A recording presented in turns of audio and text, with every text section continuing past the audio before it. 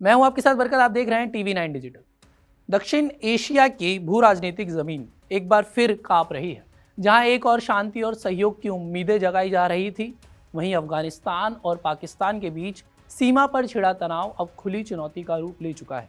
तालिबान शासन के deputy prime minister मुल्ला अब्दुल गनी बरादर ने पाकिस्तान को कायर दुश्मन करार देते हुए ऐसी धमकी दी जो न सिर्फ पड़ोसी देश की नींद हराम कर सकती है, बल्कि पूरे क्षेत्र को युद्ध की आग में झोंक सकती है। ये बयान सिर्फ शब्द नहीं बल्कि एक चेतावनी है जो दशकों पुरानी दुश्मनी को फिर से जगा रहा है। आइए इस उभरते संकट की गहराई में उतरे और समझे कि कैसे एक सीमा रेखा दो परमाणु शक्ति संपन्न देशों के बीच टकराव की आहट पैदा कर रही है। पिछले कुछ महीनों से अफगानिस्तान पाकिस्तान सीमा पर तनाव चरम पर पहुंच गया है।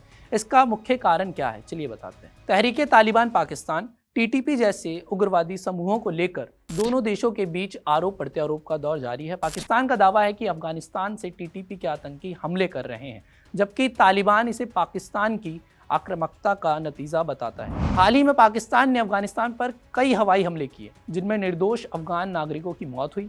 इसके जवाब में तालिबान ने कड़ा रुख अपनाया।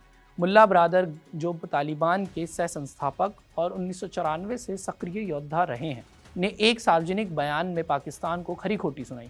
उन्होंने कहा, हमने रक्षा मंत्रालय को निर्देश दिया है कि वो ऐसी एडवांस तकनीकी हथियारों का विकास करे जो हमारे पड़ोसी और दुनिया की नींद हराम कर दे। ब्रादर का ये बयान सिर्फ आक्रोश नहीं बल्कि एक रणनीतिक संदेश है। उन्होंने पाकिस्तान को स्पष्ट चेतावनी दी कि अफगानिस्तान की क्षेत्रीय अखंडता को छेड़ना महंगा पड़ेगा। कायर दुश्मन से कह रहे हैं कि वो अफगानिस्तान की क्षेत्रीय अखंडता को कमज़ोर ना करे। सभी सिद्धांतों का उल्लंघन करते हुए बेगुनाह महिलाओं, बच्चों और अफगानों को न मारे और अफगान लोगों के लिए सब्र का इम्तिहान ना ले।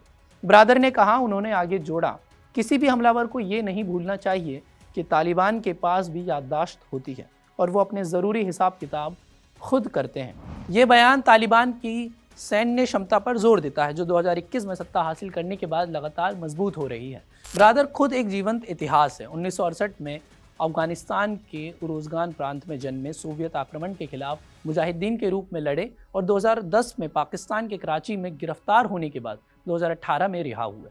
उनकी ये पृष्ठभूमि पाकिस्तान के साथ पुरानी कटुता को और गहरा बनाती है। इस तनाव का ऐतिहासिक संदर्भ भी कम महत्वपूर्ण नहीं है। 1947 में भारत पाकिस्तान बंटवारे के बाद से ही डूरंड लाइन नामक ये 2640 किलोमीटर लंबी सीमा विवाद का केंद्र रही है। अफगानिस्तान इसे अपनी मूल सीमा नहीं मानता, जबकि पाकिस्तान इसे अंतर्राष्ट्रीय मानता है। दशकों से पश्तून राष्ट्रवाद और उग्रवाद ने इस सीमा को खून से रंग दिया है। 1980 के दशक में सोवियत अफगान युद्ध के दौरान पाकिस्तान ने मुजाहिदीन को समर्थन दिया, लेकिन तालिबान के उदय के बाद संबंध बिगड़ गए। 9/11 हमले के बाद अमेरिकी हमलों में पाकिस्तान की भूमिका ने तालिबान को और नाराज किया। आज TTP जैसे समूह जो पाकिस्तान में सक्रिय हैं, अफगानिस्तान पहले ही आर्थिक संकट और मानवीय आपदा से जूझ रहा है और पाकिस्तान आंतरिक अस्थिरता से लड़ रहा है। अगर तनाव बढ़ा तो न सिर्फ व्यापारिक रास्ते बंद हो जाएंगे जैसे बाघा अटारी बॉर्डर, बल्कि भारत जैसे पड़ोसी देश भी प्रभावित होंगे। तालिबान ने स्पष्ट किया है कि ये सभी देशों के साथ अच्छे संबंध चाहते हैं, लेकिन आक्रमण का जवाब कड़ा होगा। अंतर्राष्ट्रीय समुदाय, खासकर संयुक्त राष्ट्र और चीन, जो दोनों देशों का मित्र है, उनके बीच बचाव करना होगा। अंत में ये तनाव सिर्फ दो देशों की लड़ाई नहीं है बल्कि एक अस्थिर क्षेत्र की चेतावनी है।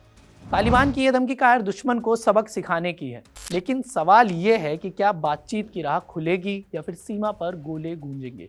शांति के लिए दोनों पक्षों को संयम बरतना होगा, वरना दक्षिण एशिया की ये आग पूरे महाद्वीप को भस्म कर सकती है।